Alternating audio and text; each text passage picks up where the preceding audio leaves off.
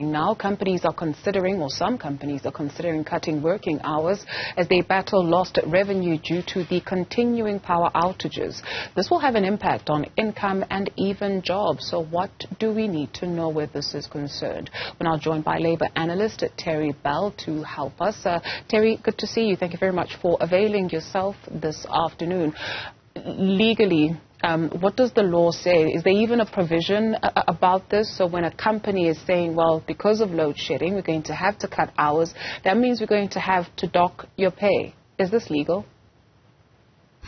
Good afternoon, Dudu. No, it's not at all legal. Load shedding doesn't in any way alter the existing labour legislation in the Labour Relations Act, for example. So load shedding in any event does, however, open up one of those rare opportunities, I think, where there's a common interest between employers and employees. They're all in the same boat, which makes me think, it's a bit like on a sinking ship. The owner will be the ship, the captain, the officers, the crew, the passengers. Everybody has to pitch in to keep it going. And if it comes to it, they all have to get into the same lifeboat together. And so that's what's actually happening. In terms of cutting hours, some employers are trying to do that. Some employers are actually trying to get rid of workers in this way. It's totally illegal. And in fact, I'm helping someone at the moment with a case just like that, who someone turned around who obviously has never read the Section 189 of the Labour Relations Act, who said, we hired you, we can fire you. You cannot, not just like that. You have to have reasons, you have to have consultation. And it comes down to consultation here for this common interest. And some companies have done that, smaller companies, but also larger ones. The main agreement of the metal and engineering industry, for example, have got a deal where they've worked out what they can do regarding load shedding. This is what we have to do. It could even be a good thing as far as some of the trade unions are concerned. It's almost a move towards greater transparency about companies and their accounts, and a move towards almost joint management where workers are more consulted, which I would argue they always should be. But that's the situation at the moment. It's a terrible situation. It's going to result not just in job losses, but the loss of jobs themselves, of industries themselves. I feel particularly worried about the small businesses such as the township bakeries, for example, who can actually produce bread at a cheaper, they'll send it at a loaf at 10 Rand retailed in a spaza. So they're able to actually compete with the big boys. The big boys now will carry on, and they will simply use generators, use whatever power, use lithium batteries, whatever, and they will continue to produce, but the cost of the bread will go up higher, and will then once again impact on the poorest of the poor. Sure. When can an employer implement short time? Have to negotiate that with the unions, if there's a union, with a workplace forum, if there is one, or with the workers just individually as they are. They have to have a discussion about it. It has to be agreed between both parties. You can't just implement short time, even if you say, look, I'm sorry, I'm in a bit of a mess. It's Eskom's done. Eskom is responsible, yes, so what do? You're going to sue Eskom? There's not much chance of that, I'm afraid, with the sort of virtually rotating, revolving door of management that they've had over the years. And then the government, well, you can't really sue the government. So the point is we're in a mess, not of the making of the employers, no matter who they are, and the employees most definitely not. So you can't just implement something which really punishes people who are not responsible. And that's what the law basically says.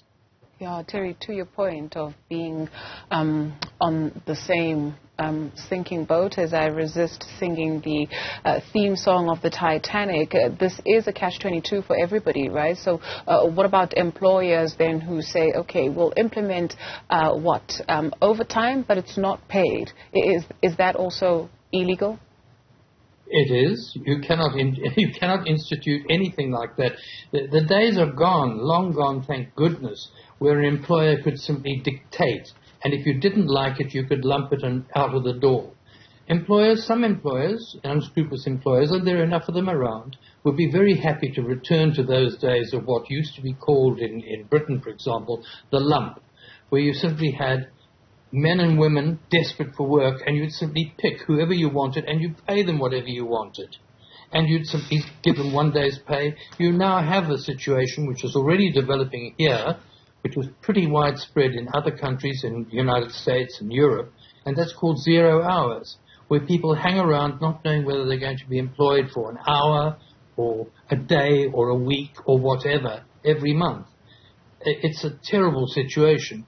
Fortunately, in most places, we're not in that position now, and we have businesses that are actually being good businesses that are being put under extraordinary pressure, not because of their own making, but because of the incompetence, corruption, etc., say what you will, of ESCOM. And it's not their responsibility, and it's not the responsibility of the workers, but it does open up the opportunity for greater consultation between employers and employees. And that's the one good thing, the only bit of silver lining in this very dark cloud.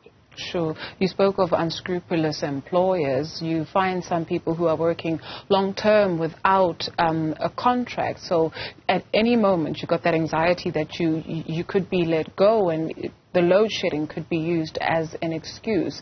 For some people, you genuinely don't have the bandwidth to go to the CCMA. And so what do you do in a situation like that? This is a horrible situation, and it's happening all the time. At the moment, I happen to know of someone in my own area here who's been working for the same employer. Well, not the same employer, the same, shall we say, business, but it's changed hands. But as the business has changed hands, so have the workers simply gone along with it. They've been sold with the business, if you will. He's been working for 15 years in the same place, doing the same job, quite content, etc., and now they're talking about possible retrenchment. Well, they better think very, very carefully about how they go about that, because there has to be a good operational reason. We at least do have some fairly decent labor laws in this country, and they can be applied.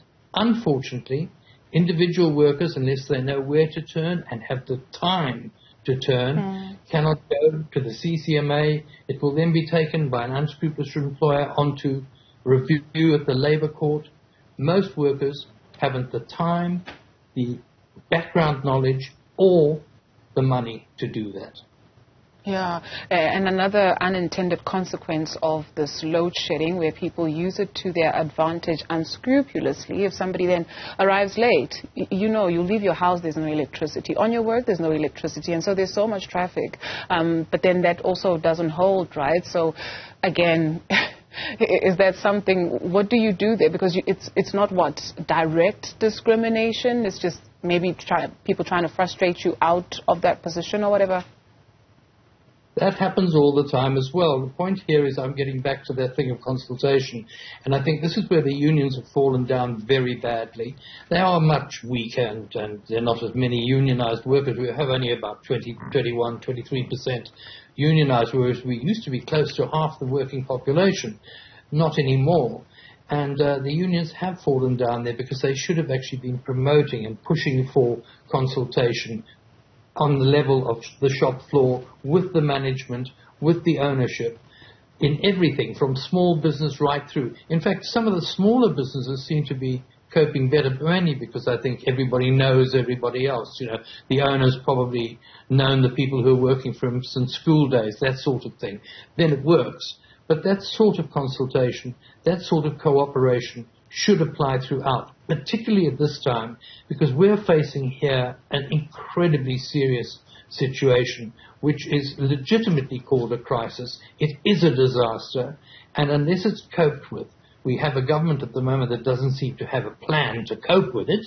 Nonetheless, it's up to, therefore, people on the ground. Let the employers, let the employees get together and say, look, here are our suggestions. This is what we want to do because we want to survive.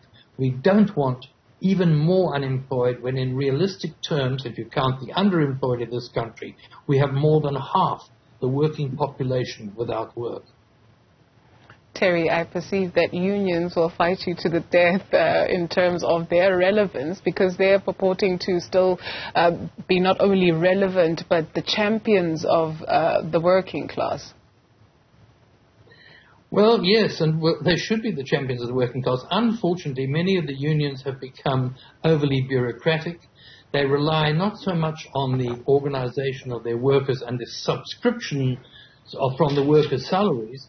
They have investment companies. You find that general secretaries do not get paid as they used to in some of the earlier unions, no more than the highest paid worker.